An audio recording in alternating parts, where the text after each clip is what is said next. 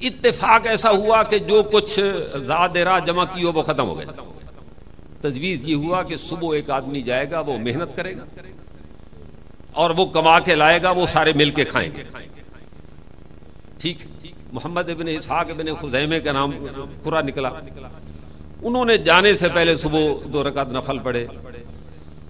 تو خواب میں اس وقت جو مصر کا حاکم ہے نبی پاک صلی اللہ علیہ وسلم، خواب میں اس کے پاس تشریف لائے.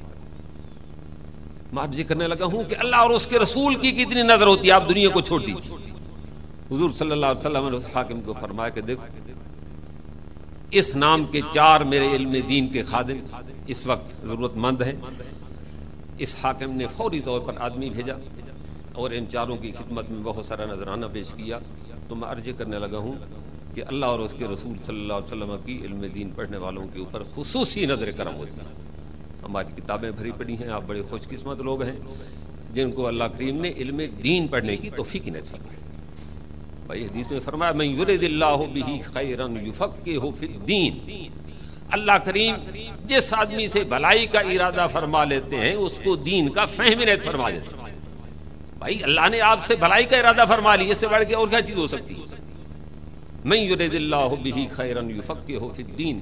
اللہ کریم جس آدمی سے بھلائی کا ارادہ فرما لیتے ہیں اس کو دین کا فہم عنایت فرما دیتے ہیں، دین کی بصیرت عنایت فرما دیتے ہیں. اللہ کریم مجھے اور آپ کو بھائی علم دین پڑھنے کی توفیق عنایت فرمائے. وآخر دعوانا الحمدللہ. یہ تھے جناب محترم محمد سعد اللہ صاحب، آپ سے مخاطب تھے اور بڑی خوبصورت باتیں، بلکہ یوں کہیں کہ موتی چن چن کر مختلف کتابوں سے ہمارے لیے لائے اور گلدستے کی صورت میں ہمارے سامنے پیش کیے. اللہ ہم سب کو ان کی باتوں پر عمل کی توفیق نصیب فرمائے. اور جس طلب علم کا وہ ذکر کر رہے تھے وہی خواہش، وہی تڑپ، وہی طلب اللہ کریم ہم سب کو عطا فرمائے. دوستان محترم، اب جس شخصیت کو اس وقت میں آپ کے سامنے پیش کرنے جا رہا ہوں ان کے بارے میں اتنا کہوں گا، جن سے مل کر زندگی سے پیار ہو جائے، جن سے مل کر زندگی سے پیار ہو جائے، ایسے بھی لوگ ہیں شاید آپ نے دیکھے ہوں. میری مراد جناب محترم قاضی محمد بشیر الدین صاحب ہری پور ہزارہ سے تشریف لاتے ہیں اور اپنے خیالات سے محظوظ فرماتے ہیں. جناب محترم قاضی بشیر الدین صاحب. نصلی علی رسول الکریم.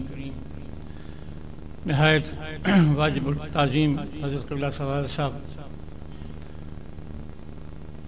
ادارہ کے ناظم اعلیٰ حضرت قبلہ پروفیسر محبوب حسین صاحب، معزز حضرات، مہمانان گرامی، اساتذہ کرام اور عزیز طلبہ، اتنے قیمتی اور وقیع خطابات کے بعد مزید کچھ کہنے کی نہ تو میں سمجھتا ہوں ضرورت تھی اور نہ گنجائش. وقت بہت کم ہے. مجھے کچھ صرف ایک مختصر سی عرض کرنی ہے، وہ بھی تعمیلاً حاضر ہو گئے ہوں. غالباً 2 یا 3 سال قبل اسی تقریب سعید میں مجھے حاضری کا شرف حاصل ہوا تھا اور اس وقت بھی اسی طرح سے اچانک حکم ہوا کہ کچھ کہا جائے. تو میں نے اس دن طلباء کے سامنے یہ عرض کیا تھا کہ کسی کام کے کامیابی کے لیے کن شرائط کا ہونا ضروری ہے، اور کچھ تاریخی شواہد پیش کیے تھے میں نے آپ کے سامنے، طلباء کے سامنے، کہ اگر یہ شرطیں پوری ہوں تو انسان کے لیے کامیابی یقیناً ہوتی ہے. آج میں طلباء سے کوئی بات نہیں کروں گا. میں چونکہ ایک بہت چھوٹا سا معمولی سا استاد ہوں اور زندگی ساری اسی وادی پرخار میں گزری ہے، اس لیے صرف اپنا ایک ذاتی تجربہ آپ کی خدمت میں عرض کروں گا، اور میرا روح سخن اساتذہ کرام سے ہے، ادارہ کے جو اساتذہ کرام ہیں. آپ کو پہلے تو مبارکباد اس بات کی دوں کہ آپ کی قسمت میں قسام ازل نے جو پیشہ لکھا ہے، جو کام لکھا ہے، وہ اس پر آپ کو مبارکباد پیش کرنا میں ضروری سمجھتا ہوں. معلمی کے ساتھ بڑی قیمتی نسبتیں وابستہ ہیں. معلم اول رب کریم کی ذات پاک ہے، اس کے بعد تمام انبیاء علیہ السلام معلمین ہیں، اور سید عالم صلی اللہ علیہ وسلم کا یہ ارشاد گرامی کہ انما بعثت معلما اس میں تو کچھ اتنی جاذبیت تھی کہ اس کے بعد صلحائے امت نے اس پیشے کو اپنا وتیرہ بنا لیا اور اپنے لیے طرح امتیاز بنا لیا. اور ہمیں تاریخ اسلام میں تدریس کی آسمان پر اتنے قیمتی چمکتے ہوئے ستارے نظر آتے ہیں. حضرت سعد اللہ صاحب قبلہ نے آپ کے سامنے علم کی فضیلت اور اس کے بعد اساتذہ کرام کی فضیلت کو نہایت خوبصورتی سے بیان کیا ہے. میں نے ابھی عرض کیا کہ کوئی ضرورت نہیں تھی دوبارہ، لیکن چونکہ حکم ہوا اس لیے میں حاضر ہو گیا. اساتذہ کرام کی خدمت میں نہ تو میں نصیحت کرنا چاہوں گا، نہ میرا یہ منصب ہے، اور نہ مجھے یہ اس کا حوصلہ ہے. انتہائی ادب کے ساتھ ذاتی ایک آدھ تجربہ آپ کی خدمت میں عرض کروں گا. آپ محسن ہیں، آپ مربی ہیں، اور آپ مزکی ہیں. یہ سارے مناصب آپ کے ساتھ ہیں.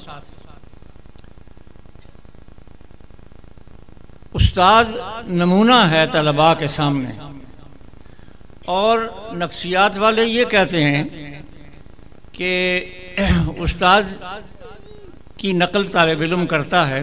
اور وہ کیا کہتے ہیں، ہمارا اپنا زندگی کا تجربہ یہی ہے کہ بحیثیت طالب علم ہم بھی نقلیں کرتے رہے، ہمارے طلباء بھی ہماری نقلیں کرتے ہیں. ہماری گفتگو، ہماری نشست و برخاست، ہمارا اٹھنا بیٹھنا، حتیٰ کہ استاد کے پوچھنے کا انداز، استاد کی ڈانٹ ڈپٹ کا انداز، استاد کی مہربانی اور کرم فرمائی کا انداز، ان سب کا غائبانہ سامنے تو نہیں ہو سکتا، لیکن غائبانہ میرا خیال ہے بچے بھی اپنے سینے پر ہاتھ رکھ کر یہ مانیں گے کہ یہ ہوتا ہے ایسا.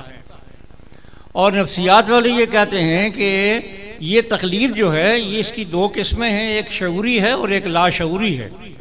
شعوری تقلید تو وہ ہے کہ جو آپ جان بوجھ کر کرتے ہیں کہ استاد کی یہ بات مجھ میں بھی آ جائے، میں بھی اچھے کپڑے جس طرح استاد پہنتے ہیں میں بھی پہن لوں، جس طرح وہ بات کرتے ہیں مجھ میں بھی وہ سلیقہ پیدا ہو جائے. یہ تو شعوری تقلید ہے. لیکن پتہ نہیں ایک لاشعوری جو تقلید ہے وہ کیا ہے.